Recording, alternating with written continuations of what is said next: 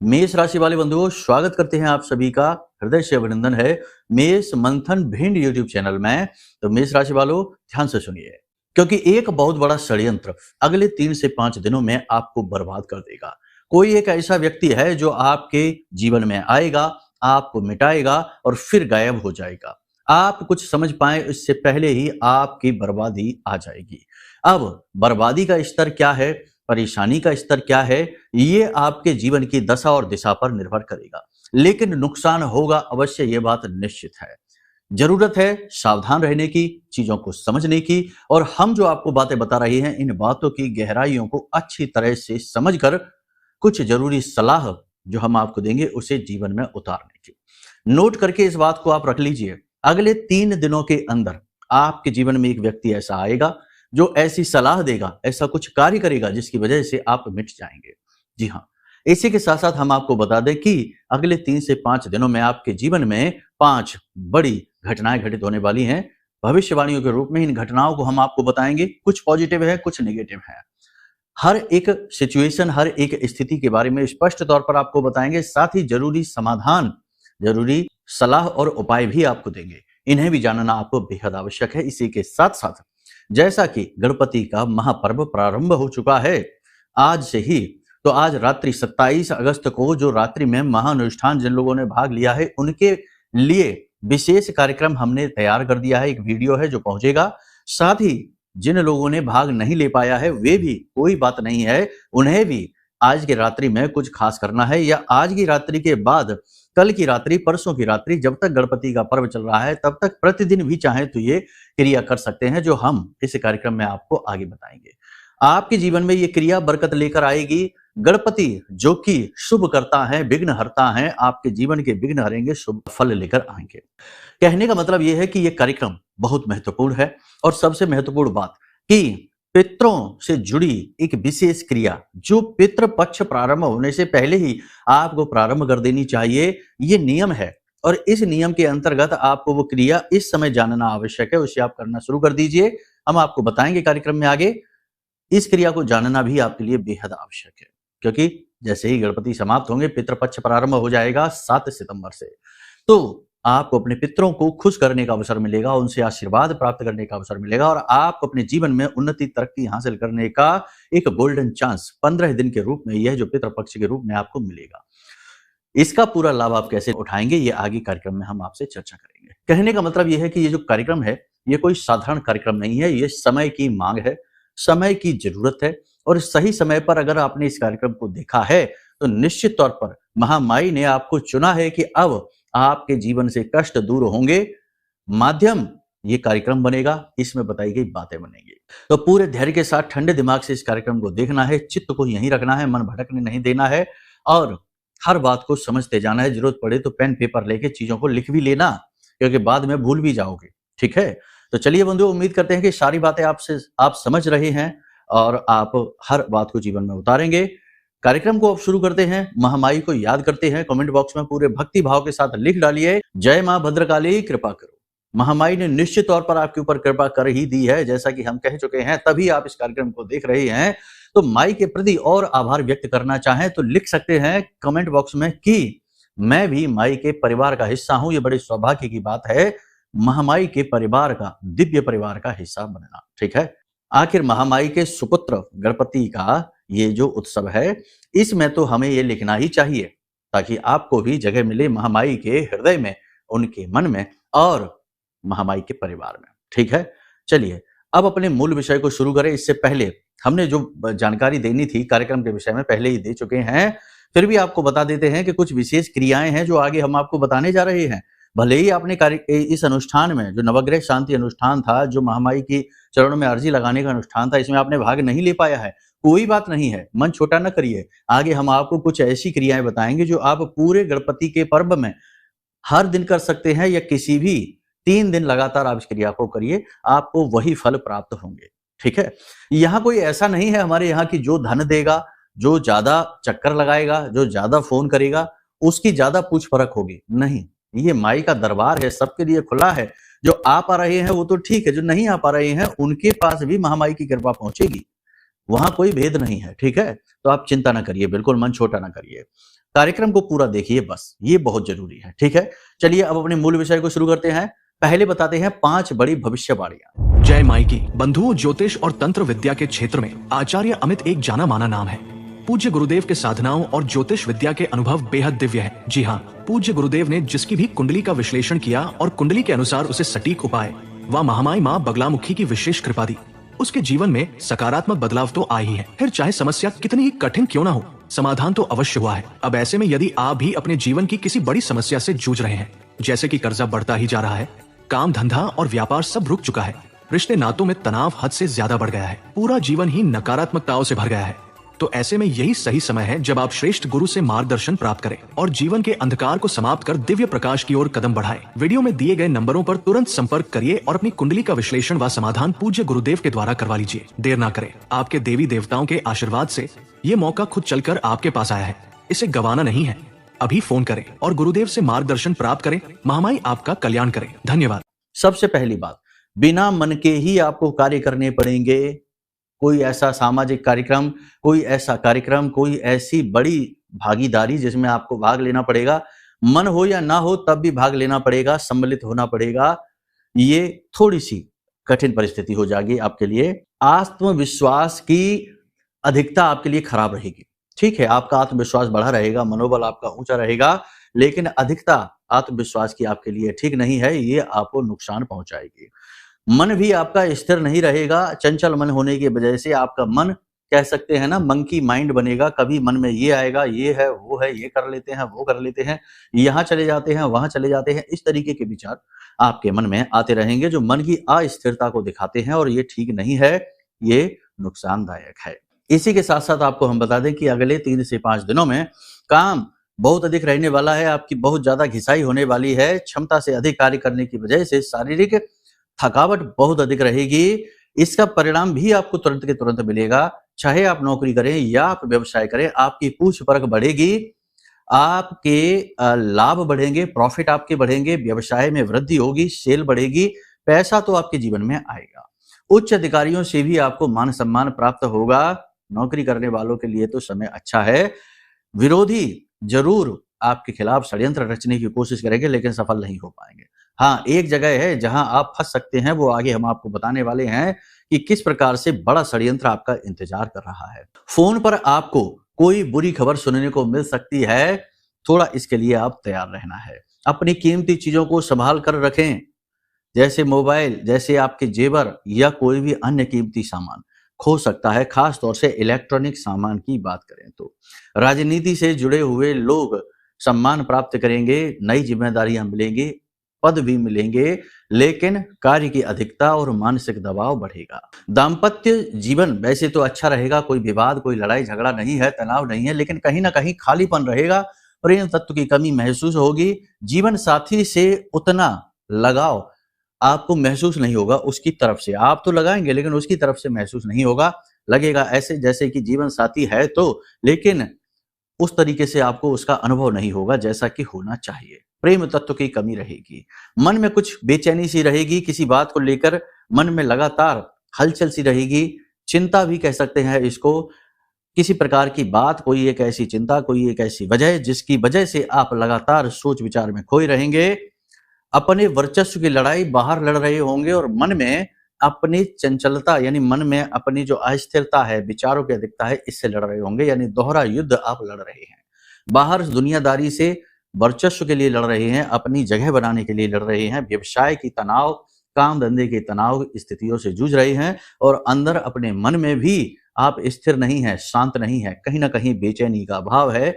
ये धर्म युद्ध की स्थिति है आपके लिए। इसी के साथ साथ आपको बता दें कि जो लोग नौकरी की तलाश कर रहे हैं, उन्हें नौकरी मिल तो जाएगी, लेकिन वैसी नहीं जैसा कि उनका मन है, जैसा वो करना चाहते हैं। लेकिन हम तो ये कहेंगे कि जैसी भी मिले आगे बढ़ो, मौका है, अवसर है, बार बार नहीं आता है, खाली न जाने दो। अपने स्वास्थ्य पर विशेष ध्यान देने की आवश्यकता है, क्योंकि अगले 3 से 5 दिनों में आपको 3 तरह की समस्याएं मूल तौर पर सताएंगी।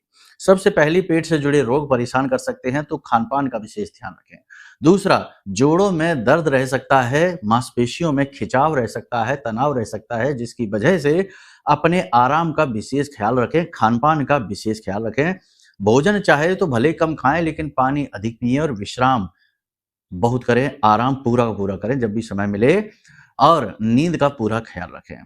तीसरी समस्या रहेगी मानसिक, यानी मन में एक अजीब सी उथल पुथल और बेचैनी रहेगी। इसके लिए योग प्राणायाम से जुड़े, भगवान की भक्ति करें, मन को शांत करने के प्रयास करते रहें, ये बहुत अधिक आवश्यक है। अब मूलभूत पर तीन तौर की जो भविष्यवाणियां हैं वो निकल कर आती हैं। सबसे पहली भविष्यवाणी जो है वो ये है कि हो सकता है कि जीवन में कुछ कार्य बिना मन के करने पड़ जाएं, लेकिन तब भी आपको वहां अपना पूरा मन लगाना है, क्योंकि कुछ चीजें ऐसी होती हैं जो शुरुआत में बिना मन के लगती हैं, लेकिन बाद में उनके सुखद परिणाम प्राप्त होते हैं। दूसरा ये है कि अपने मन पर कार्य करिए, मन को शांत बनाने के लिए योगा करिए, प्राणायाम करिए, नेगेटिविटी को दूर हटाने की कोशिश करिए, मन में अच्छे विचार लेकर आइए। देखिए, एक बात आपको हम बता दें कि इंसान अपने विचारों से ही अपना संसार रचता और गढ़ता रहता है। विचारों से ही इंसान अपना स्वर्ग और विचारों से ही अपना नर्क बनाता है। आप खुद देखिए कि किसी के प्रति आपका जरूरत से ज्यादा लगाव है, लेकिन वो व्यक्ति आपको भाव नहीं दे रहा है, तो आप दुखी हो रहे हैं, परेशान हो रहे हैं, लेकिन ये भी तो एक विचार ही है। कहने का मतलब ये है कि आप यदि इस विचार को अपने मन में जगह दे दें, बैठा दें कि इस दुनिया में, संसार में कुछ भी परमानेंट नहीं है, सब क्षण भंगुर है, एक ना एक दिन तो हर एक चीज चली ही जानी है, छिन ही जानी है, तो क्यों बिना मतलब में दूसरों की वजह से अपने मन को बेचैन किया जाए, अशांत किया जाए। अपने आप को देखिए, खुद के जीवन को देखिए, खुद के शरीर को देखिए और खुद की वास्तविकता को जीवंत करिए। आप कौन हैं, कहां से आए हैं, इस संसार में आने का आपका उद्देश्य क्या है। इससे उससे प्रेम करना, इसके उसके पीछे भागना, इसे उससे खुश करना, ये आपका उद्देश्य नहीं है। आपका उद्देश्य है कि आप अपना कर्म करिए, जो भी कर्म आपको भगवान ने दिया है उसे पूरी ईमानदारी के साथ करिए, और दूसरा कि स्व की खोज करिए। याद रखना, देखो बात वही प्रवचन वाली हो जाएगी। कुछ लोग कहते हैं कि गुरुजी आप प्रवचन बहुत करते हैं, लेकिन प्रवचन ही तो प्रिय वचन है, बाकी तो प्रपंच है। तो प्रपंच नहीं करते, कम से कम प्रवचन या प्रिय वचन करते हैं, ये भी जरूरी है दुनिया में चैन और शांति को कायम करने के लिए। तो देखिए, याद रखिए कि आप ये शरीर नहीं है, जिस शरीर को आप देख रहे हैं ये आपका शरीर है, आप नहीं हैं। जैसे हम कहते हैं कि हमारा घर है, हम नहीं हैं, घर अलग है, हम अलग हैं, ऐसे ही ये आपका शरीर है, आपके हाथ पैर आंख नाक कान है, आप नहीं हैं। तो आप कौन है, आपकी खोज, यही तो मन की शांति का कारक होता है। एक सज्जन श्रीमान जिनकी हम कुंडली कर रहे थे, चर्चा चल रही थी, चलते चलते बोले कि गुरुजी मन में किसी भी प्रकार से शांति नहीं प्राप्त होती है, कुछ भी कर लो मन बेचैन रहता है। तो हमने उनसे कहा कि मन की शांति मन के अंदर ही है, आपके मन की शांति आपके अंदर ही है, जरूरत है उसे खोजने की। बाहर जब तक आप मन की शांति खोजते रहेंगे, आप और ज्यादा अशांत होते चले जाएंगे। तो यही हम आपसे कहना चाहते हैं कि ये समय और काल भले ही पॉजिटिव हो या नेगेटिव हो, दोनों ही प्रकार की स्थितियां हैं आपके जीवन में, कुछ पॉजिटिव हैं, कुछ नेगेटिव भी हैं, लेकिन आपको किसी भी परिस्थिति से चिपकना नहीं है। चिपकना ही मोह है, और उस परिस्थिति को जैसी वो है वैसी ही उस परिस्थिति को अपना लेना प्रेम है। प्रेम और मोह में यही फर्क है, समझ रहे ना आप। जैसे कि एक पिता का एक पुत्र है, अब पिता यदि उस पुत्र को कहीं दुनिया में दूर जाने ही न दे, उसे अपने पास रखे हर वक्त, तो वो पुत्र कभी विकसित नहीं होगा, संसारिक नहीं होगा, और संसार के सुखों से दूर रहेगा। तो ये पिता ने उससे क्या किया, मोह किया। मोह की वजह से उसने उसे कहीं जाने ही नहीं दिया। लेकिन यदि पिता उससे प्रेम करे, मोह ना करे, तो उस बेटे को कहेगा जाओ संसार में पढ़ो लिखो, कमाओ खाओ, दुनियादारी को देखो, अपना जीवन बनाओ। पिता को केवल इसी में आनंद प्राप्त होगा कि उसका पुत्र है, भले ही उसके पास है या उससे दूर है, कोई फर्क नहीं पड़ता, बस वो है, उसके होने से ही आनंद की प्राप्ति होती है। यही तो प्रेम है, मोह में और प्रेम में यही फर्क है। तो आप देखिए कि आपके आसपास जो भी चीजें हैं, जो भी इंसान हैं, जो भी रिश्ते नाते हैं, आप उनसे मोह कर रहे हैं या प्रेम कर रहे हैं। यदि आप प्रेम करेंगे तो आप बहुत सुखी होंगे, ये संसार स्वर्ग बन जाएगा आपके लिए, और यदि आप उनसे मोह करेंगे तो ये संसार नर्क बन जाएगा आपके लिए। इसीलिए तो हमने कहा था कि आप अपने विचारों से ही अपना स्वर्ग, अपना नर्क निर्मित करते हैं, ठीक है। ऊपर मर के जाने के बाद स्वर्ग मिलेगा या नर्क मिलेगा, वो तो एक अलग विषय हो गया। जब जाया जाएगा तब देखा जाएगा कि है कि नहीं है, या कुछ और व्यवस्था बनी हुई है। लेकिन फिलहाल जब तक यहाँ इस संसार में है, तब तक अपने जीवन को स्वर्गमय बनाइए, खुद में रहिए, अपनी मस्ती में रहिए, अपने आनंद को भोगिए, और इस संसार को बस देखिए जैसा ये चल रहा है। क्योंकि ये संसार हमारी वजह से नहीं बना, हमारे होने से पहले भी था और हमारे जाने के बाद भी रहेगा, चलता रहेगा। तो बस इसे देखिए, ठीक है? उम्मीद है आपको सारी चीज़ समझ में आ गई है, क्योंकि मन पर कार्य करना बेहद आवश्यक है, शरीर पर भी कार्य करना बेहद आवश्यक है, शरीर को भी स्वस्थ रखें, ठीक है?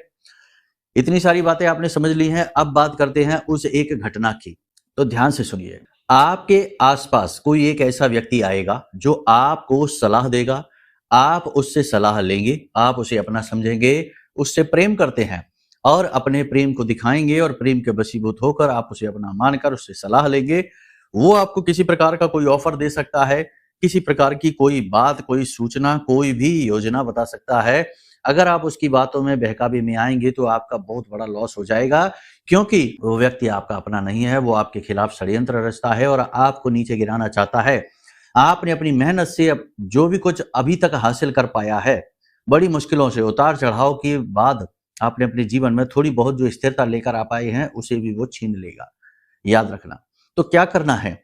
करना यह है कि अगले 3 से 5 दिनों में आप किस व्यक्ति से क्या बात कर रहे हैं, इसका रिकॉर्ड रखिए, मन में रखिए, किससे क्या बात कर रहे हैं, और जिस व्यक्ति से आपने सलाह मांगी है या जिस व्यक्ति ने आपको कोई ऑफर दिया है और आपको वो अच्छा लग गया है, उस व्यक्ति का रिकॉर्ड देखिए पुराना, कि वो कैसा व्यक्ति है, उसने आपके साथ कैसा व्यवहार किया था। क्या वो मतलबी या स्वार्थी टाइप का इंसान तो नहीं है?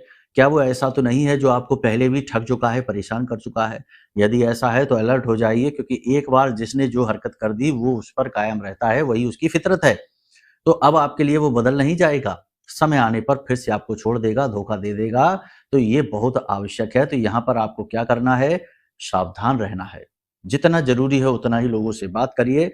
अपनी बुद्धि, अपने विवेक का प्रयोग करना प्रारंभ करिए। ज़रूरत नहीं है आपको किसी की। आप स्वयं बुद्धिमान हैं, विवेकवान हैं और आपने जीवन की जंग लड़ी है और इसमें आपने बहुत कुछ खोया है तो बहुत कुछ पाया भी है। तो अपने आत्मविश्वास को कमज़ोर ना होने दीजिए। किसी के सामने यूँ ही हाथ ना फैलाइए सलाह के लिए, ठीक है? आप दूसरों को सलाह देकर उनका जीवन बनाने वाले हैं, तो आपको किसी की सलाह की क्या आवश्यकता है? हाँ, ये बात सही है कि अगर कोई सचमुच में सच्चा गुरु मिलता है, सच्चा इंसान मिलता है और जो आपका सच्चा प्रेमी है, उसकी बात अलग है। उसके साथ आप सलाह कर सकते हैं, चर्चाएँ कर सकते हैं। उम्मीद है आप समझ रहे हैं। बाकी बहुत सारी बातें और भी हैं, लेकिन खुलकर हम बताना नहीं चाहते हैं, कठोर बातें हैं। फिलहाल यही संकेत हैं कि संभल जाइए, कोई व्यक्ति है जो आ रहा है अगले 3 से 5 दिनों में कुछ गलत आपके साथ करने के लिए, गलत मानसिकता के साथ, ठीक है? अब बात करते हैं कि आपको कौन-सी हैं वो उपाय और क्रियाएँ जो प्रारंभ कर देनी चाहिए। तो ध्यान से सुनिए, आपको प्रतिदिन 1 रोटी बनानी है, ठीक है? 1 रोटी आपको प्रतिदिन बनानी है। मोटी-सी 1 रोटी बनाइए, क्योंकि पितृ पक्ष आ रहा है, तो पितृ पक्ष में आपको ये क्रिया प्रारंभ कर देनी है। मोटी-सी 1 रोटी आपको बनानी है और उस रोटी पूरी सेकने के बाद में उस रोटी के ऊपर थोड़ा-सा सरसों का तेल लगाना है और हल्दी से एक स्वास्तिक बनाना है और स्वास्तिक के बीच 4 बिंदी सिंदूर से रख देनी है। केमिकल वाला सिंदूर नहीं होना चाहिए, साधारण चंदन भी आप ले सकते हैं, लाल चंदन आता है उसे भी आप ले सकते हैं। उसके बाद आपको उस रोटी पर कुछ बतासे रख देने हैं और उस रोटी के टुकड़े करने हैं 3, ठीक है? 1 टुकड़ा आपको गाय को खिला देना है, 1 टुकड़ा आपको कुत्ते को खिला देना है और 1 टुकड़ा अपने घर की छत पर रख दीजिए, खुला एरिया जहाँ हो वहाँ रख दीजिए, बालकनी में रख दीजिए। पक्षियों के लिए, खास तौर से कौवे के लिए। यदि गाय उस रोटी को आराम से खा लेती है, कुत्ता उस रोटी को आराम से खा लेता है और छत पर रखी हुई रोटी को खाने के लिए कौवा आ जाता है, तो समझिए आपके पितृ आपसे प्रसन्न हैं, तृप्त हैं। पितृ पक्ष में आपके जीवन में कुछ बहुत ही पॉजिटिव घटना घटने वाली है, बड़ा ही अद्भुत समय आने वाला है, ठीक है? यदि नहीं खा रहे हैं तो डरने की बात नहीं है, घबराना नहीं है। इस क्रिया को लगातार आपको करते रहना है। इसी के साथ-साथ एक क्रिया और है, वो क्रिया हम आपको अगले कार्यक्रम में बताएँगे। उस क्रिया को भी करना प्रारंभ कर देना है लगातार, जब तक पितृ पक्ष शुरू नहीं होता है और पितृ पक्ष चलता रहे तब भी करते रहिए। उससे यदि आपके पितृ आपसे नाराज़ हैं, तो वे साक्षात आपको दर्शन देंगे और आपको बताएँगे कि वो आपसे नाराज़ हैं, क्यों नाराज़ हैं, क्या है कारण और क्या बदलाव वो आपके जीवन में चाहते हैं। बहुत ही बड़ा और बहुत ही विस्तृत प्रयोग है, उसे आप कर लेना।